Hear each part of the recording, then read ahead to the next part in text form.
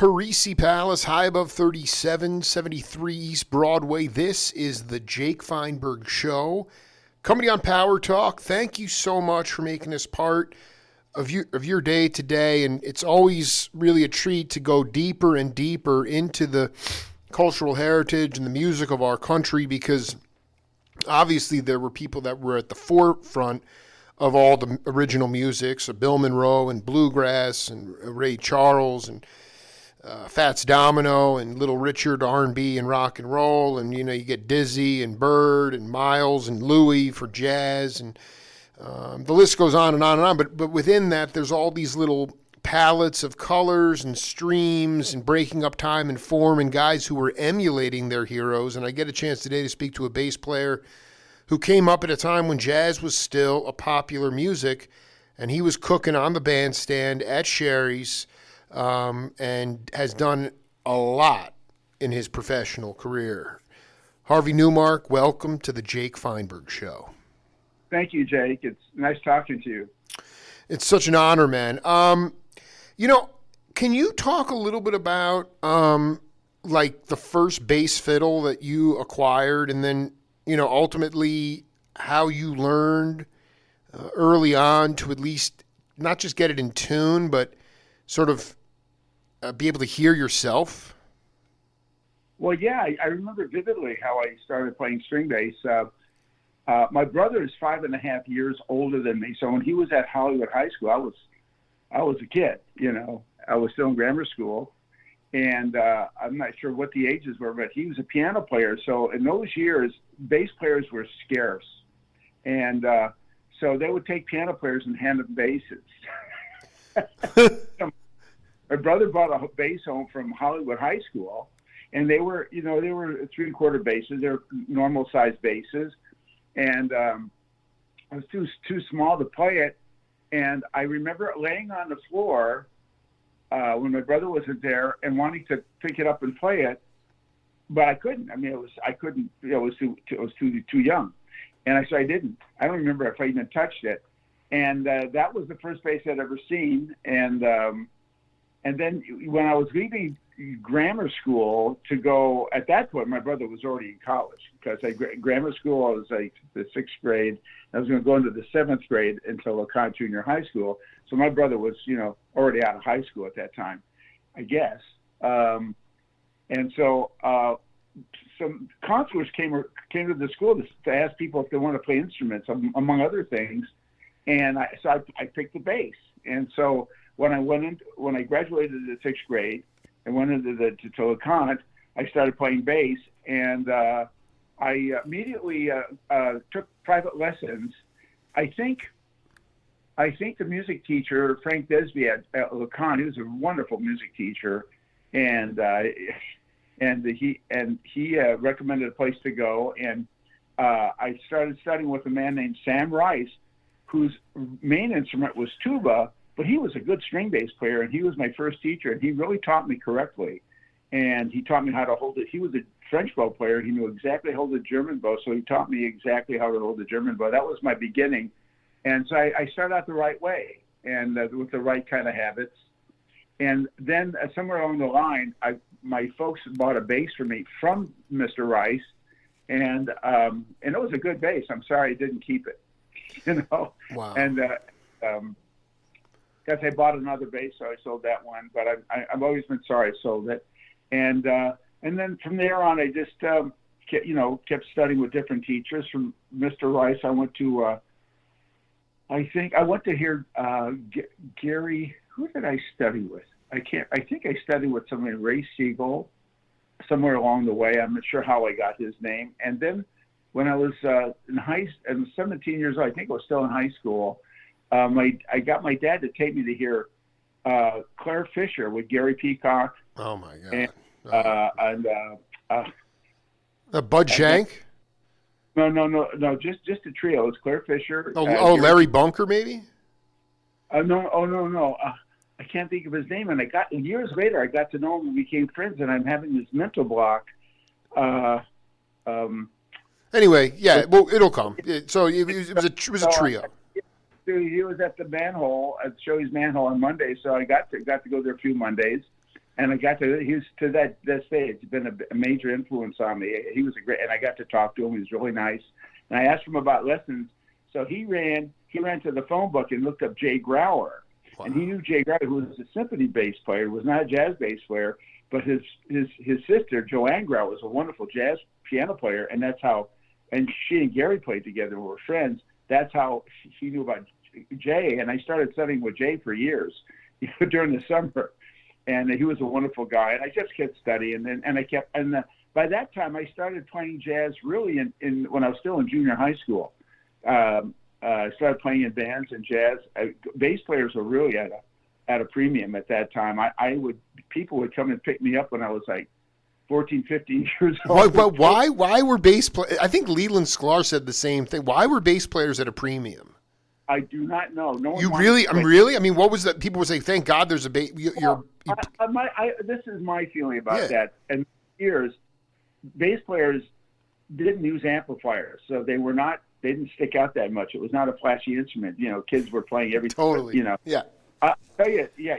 I didn't start using an amp until, when I with Don Randy, and when he left Sherry's and he moved over to the club, the Baked Potato, that he still owns, and it's a very well-established club, and a lot of musicians. I used to work there years later with Sweets Edison on Sundays. You have bebop on Sundays. It's kind of a fusion club. It still is.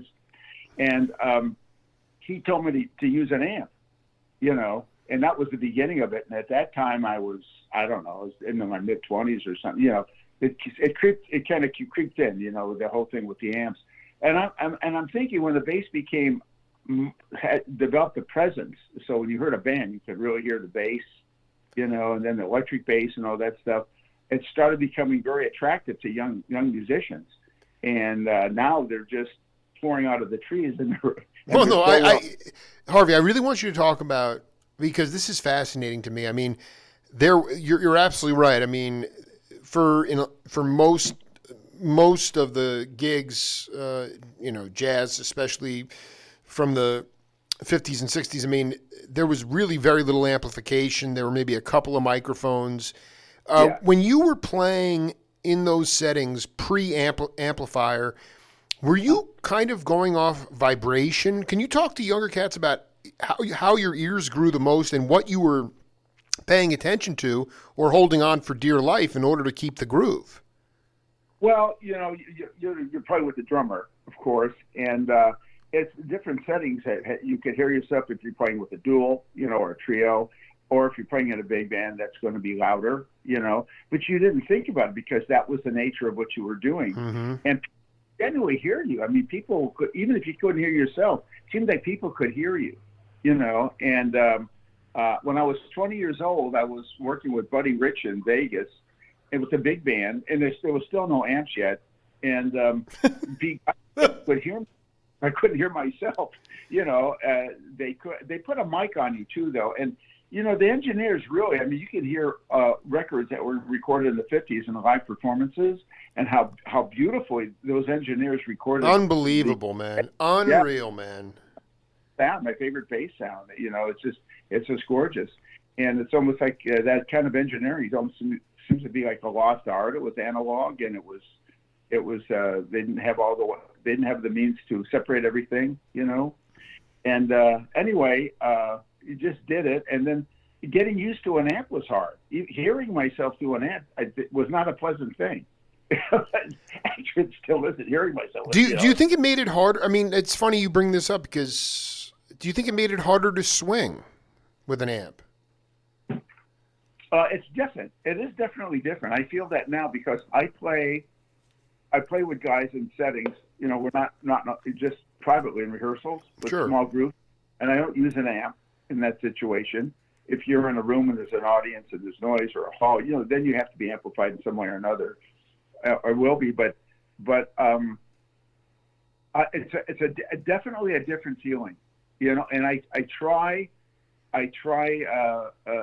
just to play, but it is different. It comes across differently too. When you hear someone playing through an amp as acoustic, it is definitely different, and to me, I don't know about how other guys feel. Of course, amplification's improved a lot through amps and all that stuff, but it's still, there is a difference when you hear something coming through an amp, especially with a bass. It's higher pitched instruments. It seems to be much more friendly, I think, than lower pitched instruments for some reason.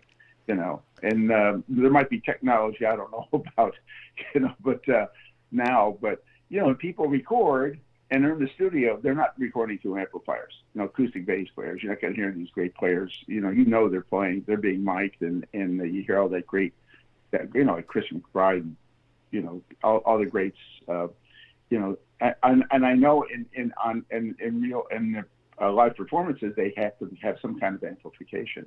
And I actually got to hear him in person once. It was an incredible experience. He had amplification. It sounded good. I was right, so I might have been hearing a lot of the bass. I had a seat right in front of the stand. I have to ask you. I want to read this to you.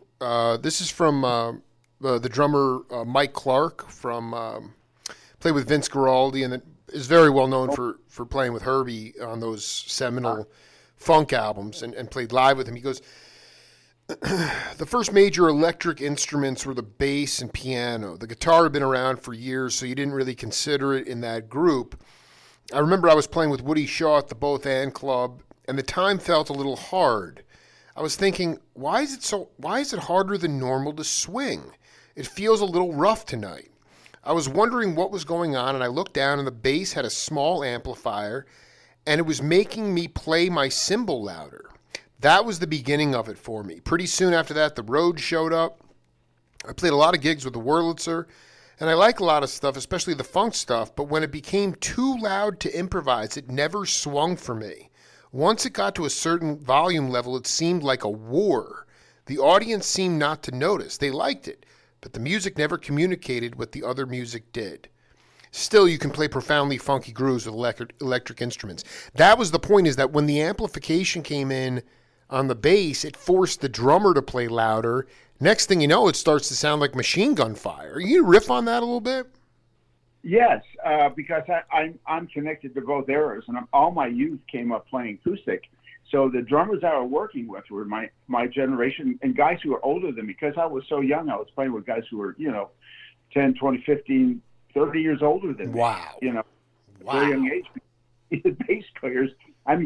But so when the amps started coming in, those older guys who are used to playing acoustic, they say, I can hear the bass. You always play where they could hear you, and they did not like the amps at that era. I love it, dude. They did not want the amplification, dude. The younger guys in today, I play with drummers that want me to have an amp. Right. It's different. They want the amp. They want the amp next to them. It's a very different generation with guys who are younger than me or my age. But at that time, when that amp started coming in, the drummers disliked it more than anybody. The ones that I work with, and they were seasoned bebop drummers. They did not like it. Well, can you drop some names here? These cats are 30 years old. Well, the oldest guy would be Ches Harris. Whoa. He was much older than me. And then guys my age, because we were all growing up playing together acoustic, and so the amp changed everything, and they really didn't like it. Drummers, I could, I can't. It's so long ago. And I will do. I can't believe how young you were when you. When was the first? Keltner, I think, still has a picture from his mom. She gave him $1 bill after his first gig. It was like a Mexican wedding or something. What was your first paid gig? Oh my God! I think I was like 14. I was working with a casual band. They call them casuals. I think back east they call them club. Sure. Beats. Yeah. In a hotel or something in the banquet room. Here they call them casuals. So my early jobs doing casuals were playing. UCLA and USC had a lot of sororities and fraternities, and they were very, very popular and very busy with parties. And all the work I did with this particular band called the Starlighters, and the leader wasn't even a musician. He would conduct us with a baton, like an orchestra baton. And there were there were five of us, and I can't remember the guy's name that well. I was 14, and we did this for a couple of years. Wow. And the trio with an alto player. I don't know. Maybe the leader might sing something. I wasn't sure, but he was a good talker, and he got the gigs. That's why he had the band. He got the gigs. He knew nothing about music and didn't play anything, and it was fun. And I remember the piano player was a friend of mine, Charles Blaker. I think the drummer was Alan Waxman. It was a lovely drummer, and Herb something was the alto player. I never saw him beyond that after that ended, so I don't remember his name. I think he became a lawyer or something. He was a really nice guy. They were nice guys, and they were fun jobs. Oh, I'm sorry. That's all right. Yeah. Okay. It's I'm sorry. These things come in like crazy. No, you don't got to apologize. Come on. It's all right. All over the house. Yeah. But Chuck went on to become, a writer and stuff, and made a career in music. And Chuck Blaker, and then Alan, we played a lot with other groups outside of the Starlighters, and Alan was a great guy. In fact, my first recordings, I didn't have a record player, but I had a tape recorder my dad brought home, and I kind of usurped it. And so Alan, his mother, we were in junior high still, and Alan's mother drove from Burbank into Hollywood with Alan. He spent the day with me, and he brought a bunch of records, and those are the first records I learned from. And they were the hippest records. There were a bunch of Miles stuff, Milestones and Kind of Blue and all. He had all those at 14. Wow. And he brought them to my house. And so I was able to. Speakers were very crude. You could hook wires to the speaker. Everything was exposed, and I could record those records directly under the tape recorder without using a microphone. And I had I think that Scaraldi and some other stuff. And that Alan and I learned from that tape that I made that day that Alan brought over. It really was opened all the doors, and we were still kids. Well, no, that's what I wanted to talk to you about. When you were seeing Peacock and these guys, I mean, that to me is the revelatory thing. When you went to hear that trio with Claire Fisher and Gary, God, it just kills me. I can't think of. Oh my God! No, it wasn't like Milt Holland or anything, was it? No, the drummer. Yeah, I know. No, I'm just trying to help you. I'm sort of in pain myself. I mean no. I mean, like, can you talk about the phase of the music at that time? I mean, it was clearly not the bebop era anymore, but yeah. Well, you're right. The Bill Evans just came on the scene with Scotty and Modian, and I had those albums, and it was like a whole different kind of bass playing, and it attracted a lot of young guys to that stuff. And then I heard about Claire Fisher, and Gary was kind of into that new. They were very different than Bill Evans trio, and no amplifier. And Gary, you could hear him all over the room. I mean, he was just, and it was just so exciting, this trio. And I know they were very outside. They were very outside. Yeah, very outside. I met Claire Fisher a few years later, and we were talking about that, and he said he was an outsider in his own trio because Gary got the drummer. Was it Nick Ciroli or anything like that? Nick Ciroli? No, was it Nick? No. Chuck Flores? We got to nail this down, man. No, it wasn't. You may not know the name. But so Gary got the drummer, and then what happened? And so they were they kind of had their own bag, and they kind of like put it in, drag Claire in it. You wouldn't have known it. Listen to it. The name of that album is called First Time Out. Oh, dude, no, it's my favorite album. Gene Stone's on it. Gene Stone, the pillow bounce the finger bounce method. Yeah, and I got to know Gene many years later. Just worked playing around town. Dude, that album is ridiculous, man. Yeah. I know that album. You do know? Yeah, and a lot of people don't know that album. That was the West Coast. To me, that was the West Coast equivalent to the Village Vanguard with Modian, LaFaro, and Bill. It was so good, man. It was Gene's playing his ass off on that. Yeah, I'm so glad we nailed that. Yeah.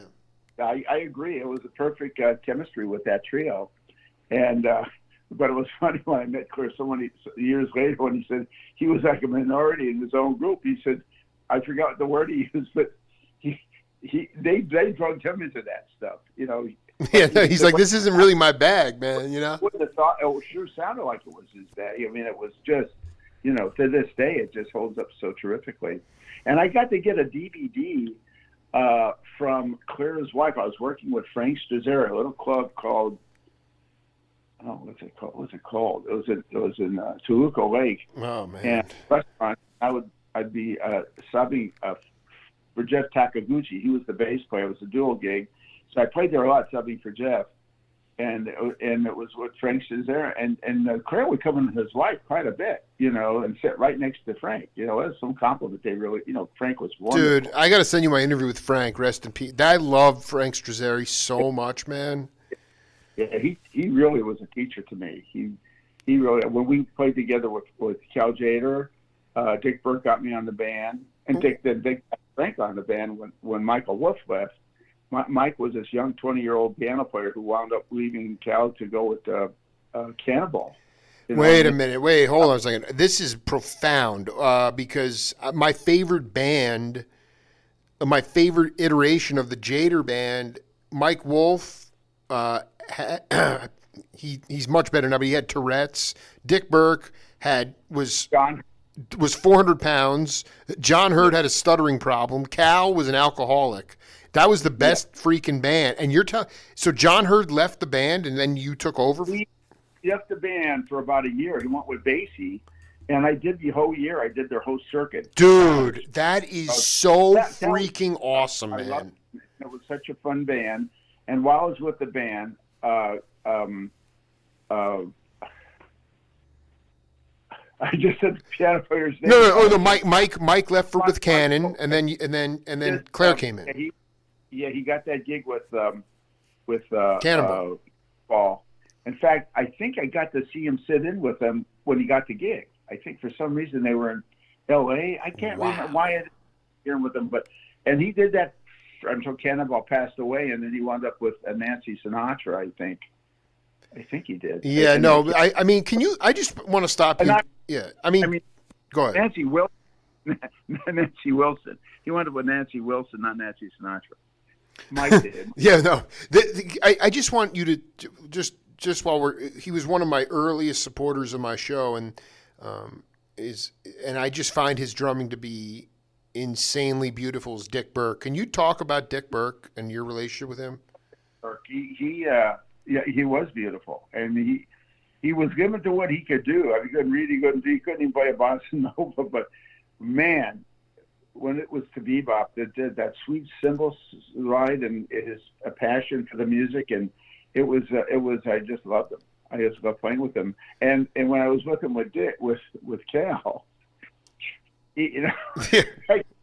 that would make fun of his cymbal ride because he wanted eighth notes. He wanted that timbali sound, it's Latin music. And Dick would ride the cymbal like it was bebop. Dude, I got to be honest. It's so danceable, though, man. It's so danceable. Really funny. Oh, my God. That is great. Like, there was a story. I don't know, guys had been with him for years. But by the time I got with Cal, those guys have been with him for years. And so there was money issues. And one time I think it was in Jackson Hole, Wyoming. I don't know why I'm thinking it was there, but we were somewhere. And so there was like a powwow. They made me come in this room, and everyone's talking about getting a raise. It might have still been with Mike. I can't remember. And all that. So it was not angry or anything like that, but it was this discussion. As I'm sitting there quietly, I'm basically a sub, and so we get back on the stage for the next show. It was in between the two shows. Always did two shows. So we go back on there, and Dick gets he always would give Dick a solo somewhere in the set. So Dick does always great solos, but this solo he outdid himself. He just played this incredible solo, and after the solo, Cal turns around and says, 5 stars. No raise. I love it, dude. I love it. He had his finger right on the pulse, dude. Yeah, 5 stars, no raise. No raise. I thought he was going to say you got a raise. He said 5 stars, no raise. It broke Dick up. Dick just fell out and laughed too. Oh man, is that price? Thank you. You already made my day, man. That is so freaking. But you know, I don't know if you're aware that John Hurt passed away. Did you know that? Well, his wife just texted me a couple weeks ago. I did a lot of interviews with John. I love John so much. I mean, there's a seminal album, Alive. There's 2. Cal was very smart.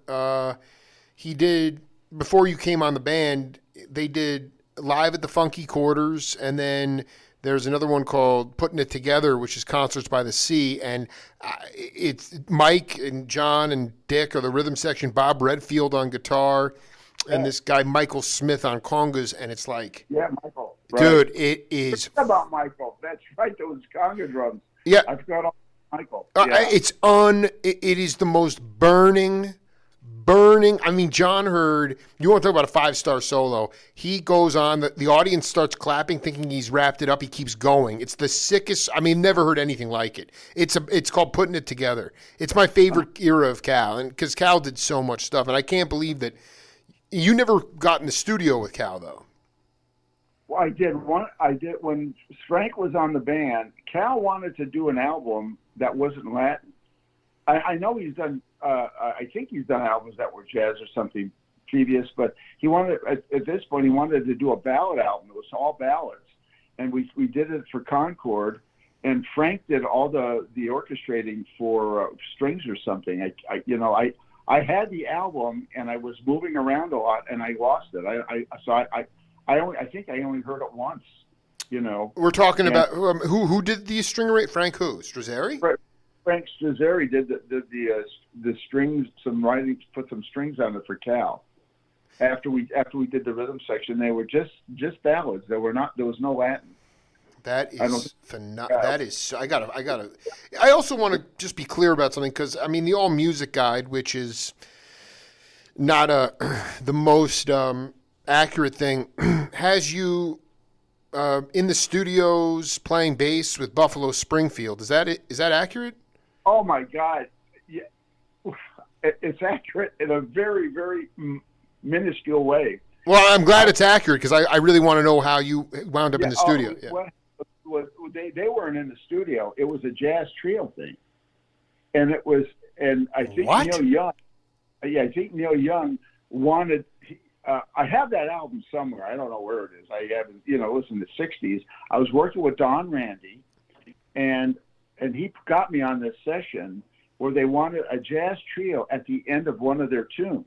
Oh, it was my God. It was a pop album, and I believe it might have been just Neil Young, or I don't know, it was Buffalo Springfield and just Neil Young. I don't remember. We just went in there. There was nobody in that studio but a trio. You never saw that band, and they put this trio at the end of this jazz trio. I think it might have been a 3/4 feeling. I can't even remember. I don't know what. If I lost that album too, I have no idea. But only this one tune. At the end of this one tune, you have like 30 seconds or 20 seconds or 30 seconds of this jazz, just straight ahead bebop kind of a feeling. I love. Wait, and so who was the trio? Randy, you, and somebody? I guess I can't remember. And I did hear it once. I bought the album and I did hear it, and it was at the end of a tune. Yeah, well, it's listed as you're actually listed on a 1966 self-titled Buffalo Springfield album on bass, and then in '67 Buffalo Springfield again on bass. So you were on 2 different Buffalo Springfield. I remember, unless they used that twice, they might have used that cut. That twice. Is so brilliant. I mean, they wanted to have a burn. So I mean, were you going? I know Keltner would show up at the Dragon Wit Club, and Charles Lloyd was there with Bobby Hutcherson. And those are Pasadena guys. Yeah, I knew them. I never been. I don't know if I was ever in the Dragon Wick or not. I knew them. I knew Jim. I did like I said, casuals when we were kids. I did casuals when I was a little older. I wasn't 14, or maybe 18 at this point, maybe still in high school. And there was a trio with John Rodby and a bass player, and Ked Freeman, who was a wonderful classical musician who went on have a real legit career. But he could play jazz, and he would play these casuals. With the same thing like with sororities and fraternities. Sure. They keep you really busy. And Keltner on drums. Yeah, Keltner was a drummer. Ken Friedman, John Rodney, and Tommy. He was He became the principal trumpet player of the LA Philharmonic. Oh my! Tommy. My God. Oh my God. He his whole career there, and at the time he was a student at USC, playing these casuals with these groups. And I would sub for Ken for whatever reason. Ken couldn't be there, so I did a number of times and played with Keltner. And Keltner had the most unique style. He was not loud. He had this great feeling. He had a different kind of a feel and sound. It was strictly jazz. He wasn't into rock at all yet, And the cat's name was Thomas Hooten. No. He was Tommy. It's awful. I can't. It's all right. We'll figure it out. I'll get it. I just want to go back to this thing. Keltner was when Tommy left USC. He went up into the Phil and became the principal trumpet player at LA Philharmonic. But when he was in college, he played beautiful jazz in this quartet. Tommy really played beautifully. First of all, this is Rogby. It was Rogby, Friedman, Tommy, and Keltner. And that's not, if there was any more than that, I don't remember. But those are the ones I remember. Oh my God! And were they playing like original music, or was it just like standards? They were playing for dance music for these sororities and parties. They still had kind of traditional swing stuff. It wasn't all rock yet. Yeah, no, I want to talk about that because that's fascinating. Keltner was a jazz snob. That's by all accounts. He says that himself. So jazz was still a dance music at that time.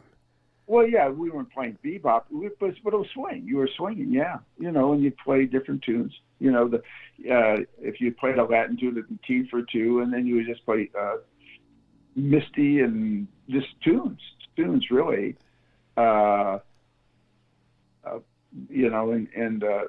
Transitioning from rock and roll records to a live rock band, I guess hadn't totally taken over yet. Hadn't gotten to that point. It was looking like 64, 65 kind of range. No. It would have been earlier than that. Wow. Like 63? Well, maybe 59 and 60. Maybe 59, 69. Are you I'm sorry. How old were you in 1960? Well, 1960. I started playing these jobs like this when I was 14. That would have been, obviously, I was born maybe 1958. And so, oh my God! That was like during the Starlighters time. Right, right. Yes, maybe somewhere in the high school, 60, 61. I was those guys were in college, so it might have been 63, maybe. Yeah. Yeah, it's hard. I can't really remember. Because it sounds to me like rock was on the precipice, but it wasn't a full-on genre yet. But it was, no, I was still playing, I'm playing this music acoustically, on acoustic bass, and the guys weren't, the electric hadn't taken over, yet. The early rock stuff, you had guys playing electric guitar, solid body electric guitar, with an acoustic bass that wasn't amplified. Absolutely. If you see Elvis Presley's band, the drummer had one cymbal, his original band, and, that stuff started growing from there. They started discovering louder is better. Well, just the audience won't even know it. It's the unfortunate thing. But can you talk a little? It's easy to say so many cats had their own style. Keltner, can you did he use a different way to keep time on the kit than normal? What made him different? People have a different, everyone has a different touch. I've seen guys sit. When I was working with Don Randy, with John Clauder, who was the drummer. In fact, John Clauder got me the job with Don Randy. I met him at LECC, and Putter Smith had just left the band. Putter was his bass player for years, and he had just left. And so John met me we met each other at LECC, and he told Don about me, and I started working with Don.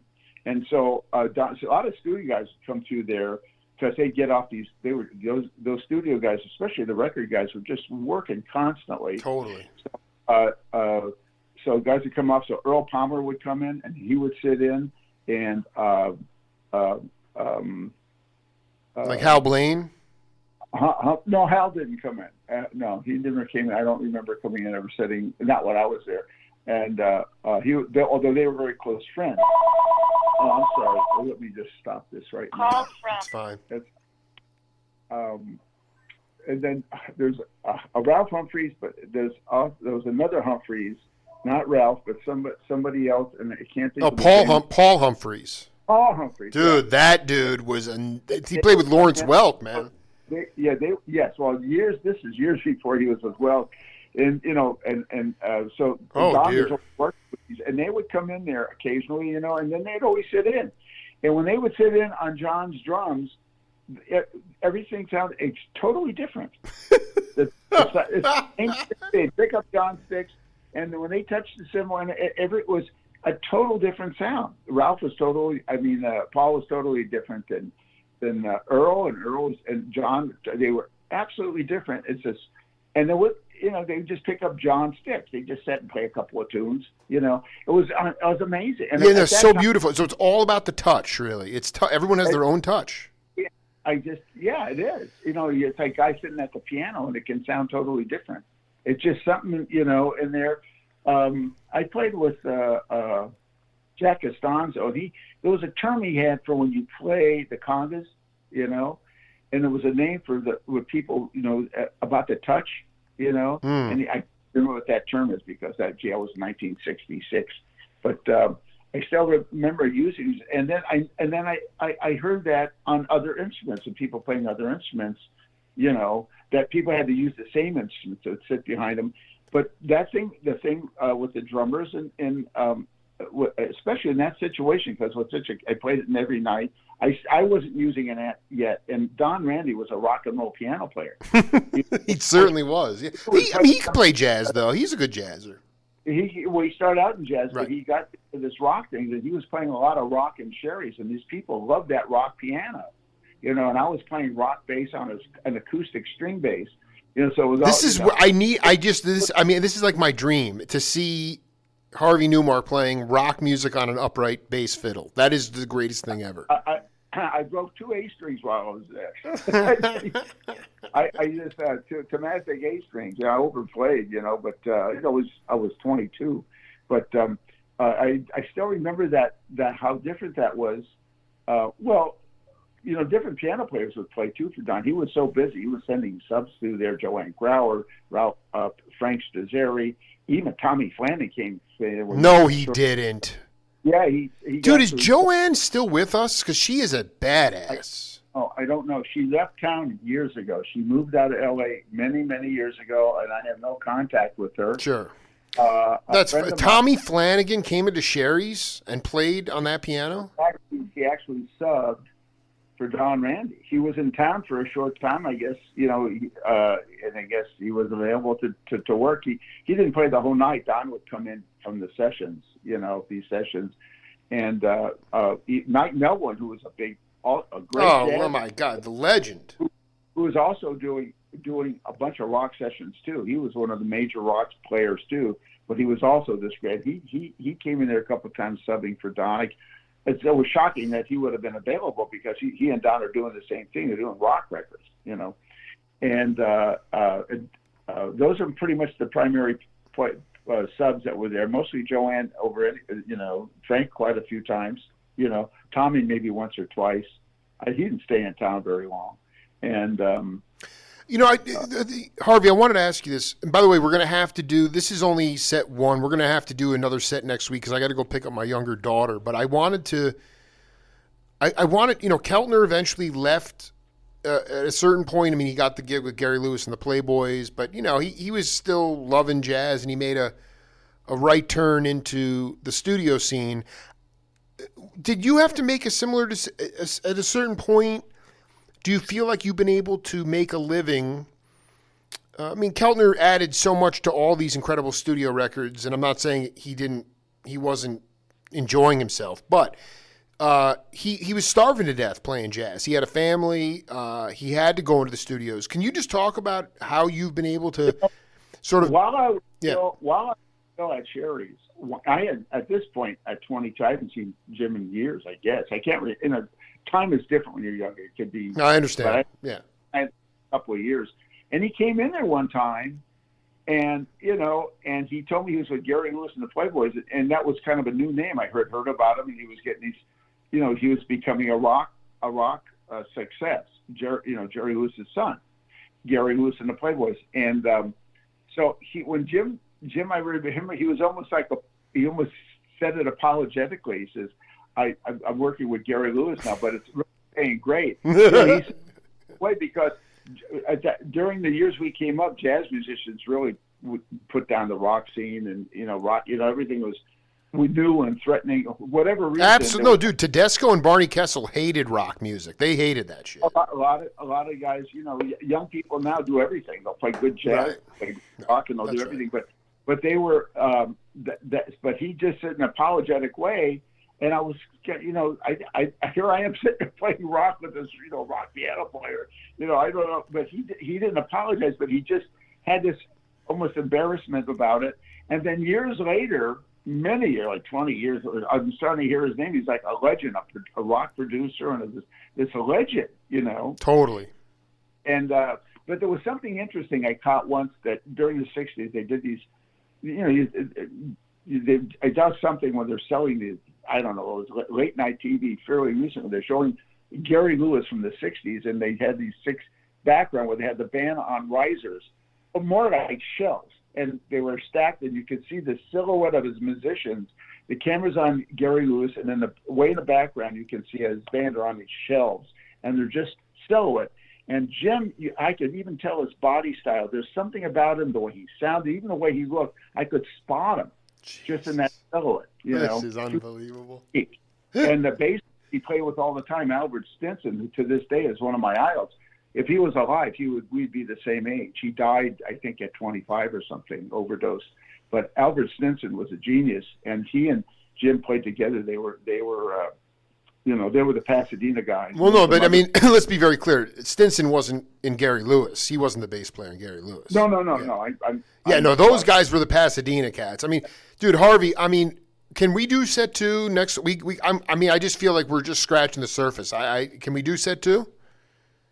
It'd be my pleasure. All right. I mean, you were on fire today. We're just getting started. So, but it's such an honor to connect with you, man. Well, thank you, Jake. It's really been fun. I appreciate it very much. Well, no, I'll reach out. We'll set something up, and we'll do it again. Love to do it. All right, man. Again. Be cool, man. Thank you. Yeah. Later. Bye-bye. Bye.